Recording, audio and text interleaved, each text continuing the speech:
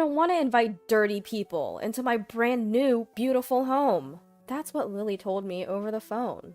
The way Lily spoke, it was as if she thought I had no common sense. Just because she's my son's wife doesn't give her the right to insult me like that. And my son is no better. Stay tuned for a mother-in-law's revenge. My name is Grace, and I'm 65 years old. My husband James is 5 years older than me. We live in a lovely house in the suburbs. Our home is filled with antiques and furniture you don't see much of these days, all inherited by my husband. Even at 70, James always says, "Leave it to me, I'll handle it." He takes care of everything himself. It's amazing how he can work in the garden from morning till night and still be so cheerful. I've been inspired by him. Even after retiring, I didn't just rely on my pension. I work at a friend's lunchbox shop. We have a son, Alexander, who's turning 30 this year. He was our long-awaited child, and I think we might have spoiled him a bit. Still, he's now a proud employee of a listed company and has made a life for himself. He started living on his own in the neighboring state, but still visits us a few times a year. He began dating a young lady named Lily, who's 5 years younger, and they got married shortly after. Lily, whom he met at work, is a young and very charming woman, always smiling and well-groomed. My first impression of Lily was that she looked like a princess from a fairy tale. I was thrilled to think such a beautiful woman would become my daughter-in-law. However, that first impression would soon be tested. About a year after their wedding, while I was checking the lottery numbers, a hobby of my husband's, my son called. Lately, he hadn't visited us, always finding some excuse. "It's been a while." "What? You want to live with us?" Apparently, the apartment they were living in was going to be demolished. They decided to build their own house, and while they had chosen the land and the builder, they needed a place to stay for a few months until their new home was ready. "Lily's parents live in an apartment. Our house is big, and we have spare rooms, right? I thought it was a great idea. If you two are okay with it, then I guess it's fine." As my son said, we do have unused rooms. There shouldn't be any problem with them living here for a few months. "Is your job going to be okay? You do realize the commute will be longer, right?" "It'll be fine. Lily's a housewife, and I can work remotely, so we're counting on you." And just like that, he hung up. I wonder if he really understands. The reason he started living on his own was that the commute took 3 hours round trip. Did he forget that? Well, he probably considered the convenience of our place before asking, so I shouldn't worry. Above all, I was genuinely happy to live with my son again.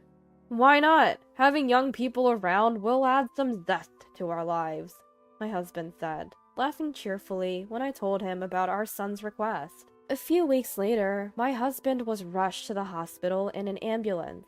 He had slipped on a pedestrian bridge and tumbled down the stairs during a walk. When the paramedics called, a chill ran down my spine. Fortunately, he survived, but he had damaged a part of his brain during the fall and was diagnosed with a high-level brain dysfunction. It might be challenging for him to continue his daily life as before. He'll need rehabilitation, and if he's discharged and comes home, he'll need care, possibly from a live-in caregiver or you. The doctor's words brought me to tears in front of someone else for the first time at this age. Given the current situation, I couldn't visit him often, which stressed me out. But when I did see my husband during the short visiting hours, he looked mostly the same. Despite his complaints about wanting to come home, I couldn't bear the thought of sending him to a nursing home, so I decided to bring him home once he was discharged. After a while, my son and his wife finally came to visit. According to them, they were busy with house-related matters and couldn't find the time. They have their own lives. I swallowed my complaints. More importantly, I had something to tell them. I explained that with my husband's care needs, living together might be challenging. So I'm sorry for the sudden change, but let's forget about the living together plan. We don't mind at all. It's okay. What do you mean you don't mind? I was taken aback by Lily's response. Many families live like this. It's not a big deal. Plus, we'll be kicked out of our apartment in a couple of months. Do you expect us to find a new place just for a few months? With a puzzled look, Lily blurted out her thought. I understood her logic, but something about the way Lily said it bothered me. My son, sitting next to Lily, nodded in agreement. He finally spoke up. You know, I might be too busy, but since Lily's a housewife, she can help out with a lot of things, right? Lily responded with a bright smile. Their behavior was a bit concerning, but I was about to face the challenges of caregiving for the first time. If living with my son and his wife meant getting some help, I'd be grateful. All right then, welcome. They seemed pleased with my response and left. Soon after my husband was discharged from the hospital, my son and his wife arrived with loads of luggage. They stuffed everything into the spare room. Without unpacking, they both left to meet some old friends from town. It was like a whirlwind. Oh well. They've been away for a while, so I should cut them some slack for today. I sighed and returned to caregiving and house chores. The doctor was right. My husband had changed completely. He had moments of clarity, but he'd often spill food, get distracted by the TV, and even had accidents. He'd get angry or cry over trivial things, and would stumble or bump into things in our familiar home. I couldn't take my eyes off him. He was undergoing regular rehab, but I wasn't sure if he understood his condition. I'd secretly sigh when he wasn't looking. Once things settled down, I'd need to discuss my husband's current state with my son. Just knowing I wasn't alone gave me some comfort. I never imagined that comfort would be betrayed. Maybe I was too lenient at the start. Even after moving in, my son would lock himself in his room, claiming he was working remotely. Lily, instead of helping with chores, said she was busy unpacking and stayed in her room. Dinner's ready. Only then would they emerge. I'd only see them during meals or when they went out. They wouldn't help with meal prep or even clean up after eating. I wanted to scold them, but I couldn't take my eyes off my unpredictable husband. Within a week of living together, my frustration with them grew. I couldn't trust them with my husband. I quit my job to focus on caregiving and housework. While I worked tirelessly, they continued their lazy routine. Even when I asked Lily for help, she'd say she would, but never did, leaving me to do everything. Living together was a disaster. Their presence only added to my workload. I was at my breaking point. "Mom, you look tired," my son remarked during dinner, pointing at me with his fork. "If you think so, then help out," he chuckled. "Come on, I'm working, even if it's remote. I'm a bit of a clean freak. I can't do the things you do." Their words filled me with rage. Suddenly, my husband shouted, "What are you doing? Look, you spilled the soup." I gently wiped the tiny droplet with a tissue. "I'm sorry, Dad. See, it's clean now." "Okay." Relieved to see him resume eating, I took a deep breath. Lily, however, frowned and stood up, leaving her dishes behind. "I'm done." Some food splashed when he yelled. "What?" "Hey, Alexander, I'm still hungry. Let's go out." Lily wrapped her arm around my son's and spoke in a sweet voice. Without hesitation, my son stood up and said nonchalantly, "Fine, we're going to grab some food then." "Wait, what? How can you just decide that?" Even as I tried to stop them, the two left without looking back. With a messy dinner for two left untouched, my husband beside me spoke softly. "What a waste. It's so delicious." Hearing his words, she felt a lump in her throat. Every now and then, glimpses of the kind man she married would shine through. Each time it reaffirmed her love for him. Caring for her husband wasn't easy, but mentally, he was still sharp as ever. "You know, the lottery is coming up. Let's buy a ticket. Maybe we'll win more than $3 this year." At that, her husband laughed heartily. She wished to keep things as normal as possible for him. It had been a month since they started living together. Timing it when her husband was having his therapy session, she called the two, who seldom helped around. "Look, I'm not asking you to care for him, but could you at least help a bit with the chores?" She explained her husband's condition in detail once more, but they seemed indifferent. Look, to someone old-fashioned like you, it might seem like we're just lazing around, but we're busy with work and planning for our home. I'm swamped preparing for our new place. The only break I get is going out once in a while. She wanted to say that since her husband's discharge, they hadn't been out and she barely slept. But she swallowed her words. Her husband was the one truly suffering. So, you're too busy to help. Can you at least contribute a bit to the household expenses? That's harsh, mother-in-law. We're a young couple, and we'll need money for our future. She shot a cold glare at Lily's teary eyes. Ever since they moved in, the food and electricity bills had definitely increased. It was obvious. They blasted the air conditioner all day and used many electronic devices. And the food? If they didn't like the menu, they'd leave most of it. You two might not get it, but living costs money. Isn't it common sense to contribute if you're staying for more than a month? At her words, Lily pursed her lips and muttered, "If we have to pay, what's the point of agreeing to live together?" What did you say? I couldn't believe my ears at Lily's words. Lily smiled as if nothing happened. If you need money, maybe stop wasting it on lottery tickets. Save that money instead.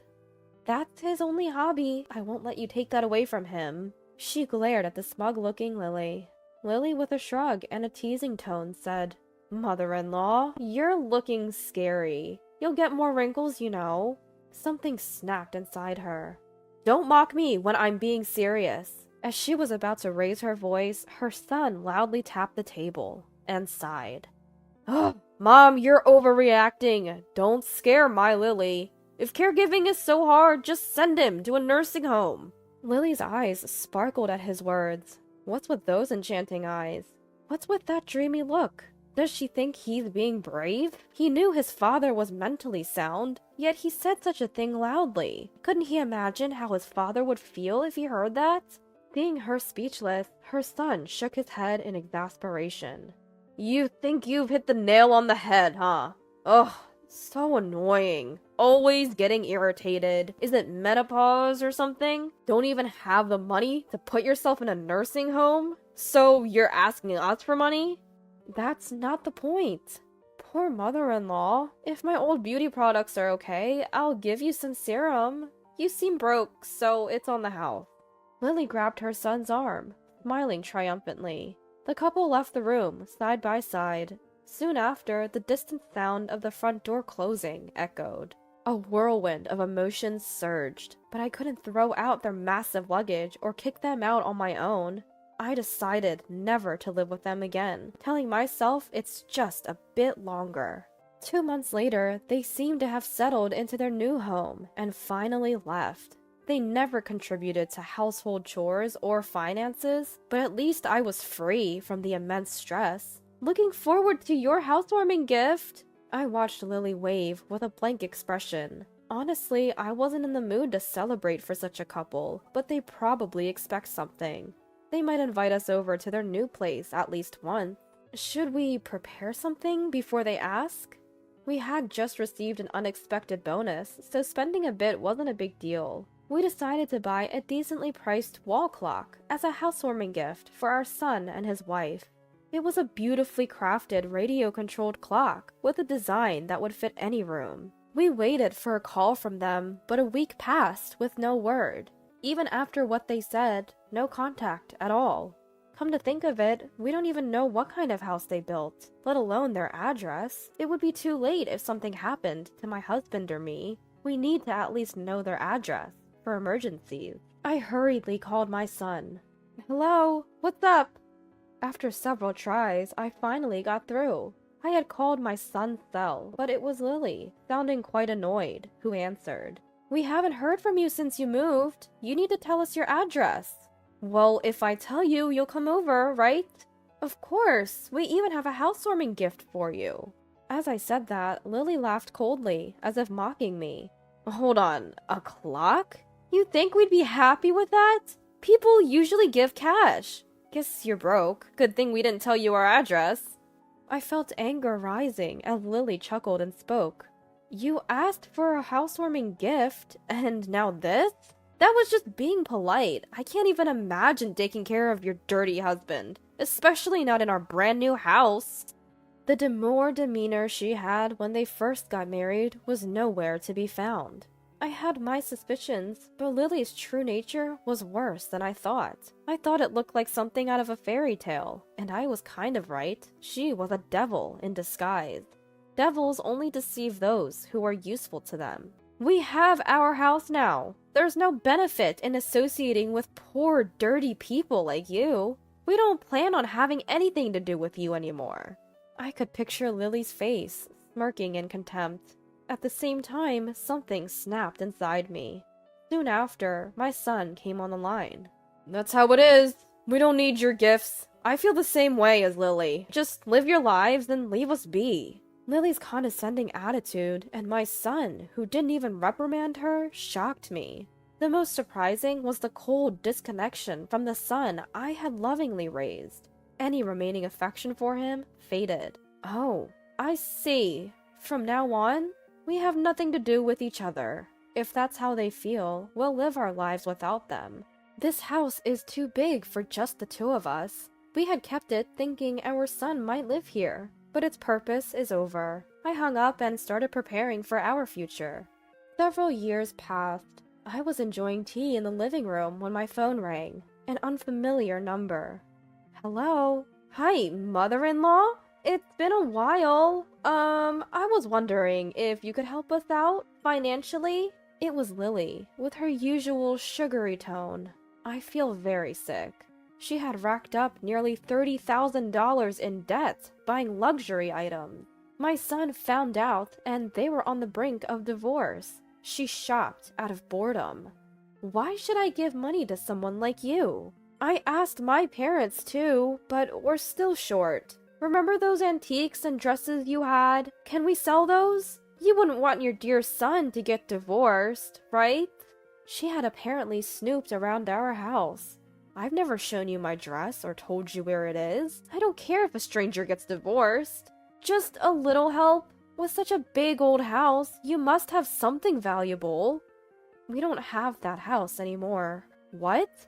I decided to do it the day you all cut ties with me. I sold the land. Now it's just an empty lot with tall weeds growing on it. Lily was speechless at my words. Breaking the silence, Lily exclaimed, "What? I never heard about this. People don't usually share such things. There's no need to," I replied. I could picture Lily's shocked and flustered face on the other end of the phone. That's old news, isn't it? Is it? It feels like just yesterday, my son was so naive and clueless to be so smitten with someone like you. Lily, seemingly irritated by my words, responded with a challenging tone.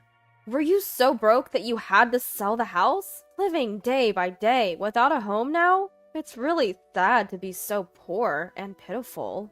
It seemed like Lily just couldn't resist looking down on me. If she wanted a competition, I was ready. I had money, but I used it all. What? I sold it because I won a lot of money. The lottery ticket that everyone said was a waste? It won me $500,000. $500,000? Neither of us ever thought it would really win. When we were wondering what to do with the unexpected windfall, we received the declaration of disownment. To continue living peacefully as a couple, we used the lottery winnings and the money from selling the house and land to move into a luxury retirement community. Just as you all wished, we both moved into a retirement community. It's in the city center, close to the station, fully equipped with the latest appliances. The staff is always there, and if we ask, gourmet meals are served. Thanks to that, the burden of caregiving has reduced, and both your father and I are living very peacefully. Lily was silent for a while. Just as I was about to hang up, she spoke in a sweet voice, reminiscent of when we first met. Mother-in-law, I've always admired you. Taking care of that messy husband of yours is commendable. I apologize for everything up till now. Can we rebuild our relationship? If you're going to flatter, do it right from the start. I won't give you any money, especially after you treated my precious husband like trash. I could hear Lily panicking on the other end. I ignored her and hung up. A while later, Lily visited our home with her father. It seemed she had investigated based on the information I shared. As soon as I sat down, Lily's father shouted desperately, "Why didn't you tell us?" From what he said, it seemed Lily had only told her side of the story to her parents. Being forced to live together, being extorted for living expenses. And I shopped because my son wanted me to look good. And despite being rich, my in-laws won't help. And the newlyweds didn't even give a housewarming gift and sold their family home without telling us the new address. We were both so excited during the family meeting because we had children later in life. It's a parent's duty to do whatever they can for their child's happiness, right? Beside her earnest father, Lily lowered her eyes and sniffled. Her act was Oscar-worthy. I almost applauded in my mind. I'm sorry, but it seems there's a significant discrepancy between what your daughter told you and what I experienced from her. Can we clarify? Of course. I smiled warmly and began to list out all the truths I had learned from Lily, without any exaggeration.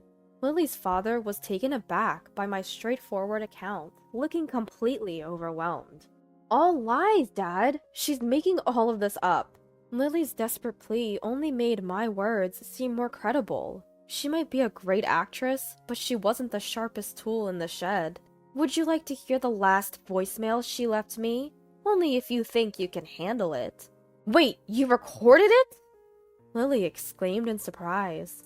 To be clear, we don't have any money left. Ever since she cut ties with us, we've been preparing for our end. We've already arranged for our funerals and graves. We won't be relying on or helping our son and his wife. And just so you know, whichever one of us passes away first, we willed all our assets to the other. Oh, that's it. Lily's shoulders slumped in disappointment. She probably thought she'd eventually get her hands on our inheritance. Seeing her blatant attitude, her father was shocked. I said firmly, "Please leave." Lily and her father left, looking utterly defeated. Just then, my husband, who had been at a recreational activity, returned. Did something happen? Nothing much, just made our stance clear. He tilted his head in confusion, a gesture I found amusing, and I chuckled. Sometime later, our son messaged us, apologizing and informing us of his divorce from Lily. He went on to share unsolicited updates about Lily. After the divorce, she moved back to her parents' home, and they took on her debts. And she seems to be working on dating. She's apparently busy dating now, even asking our son if he knows any good men. She's a devilish woman with only her looks going for her. Well, her future is predictable. Our son, while paying off the house loan by himself, came crying for help. You're the one who cut ties, I responded coldly. I thought maybe our feelings for our son would return once the root of all problems, Lily, was out of the picture. But it seems it'll take some time. We're living peaceful and happy days. Thanks to the staff, we can even go shopping alone. Our relationship with each other has improved, and we're more at ease. We're known as the most loving couple in the facility. We've even been surprised with celebrations on our anniversaries. We haven't won the lottery since that incident, but we still buy tickets. Look, we won $100! I called out to my husband, comparing the winning numbers. What should we do with it? How about a date? He replied with a grin. I couldn't help but blush and smile. When that time comes, I plan to wear the dress I've kept tucked away and head out.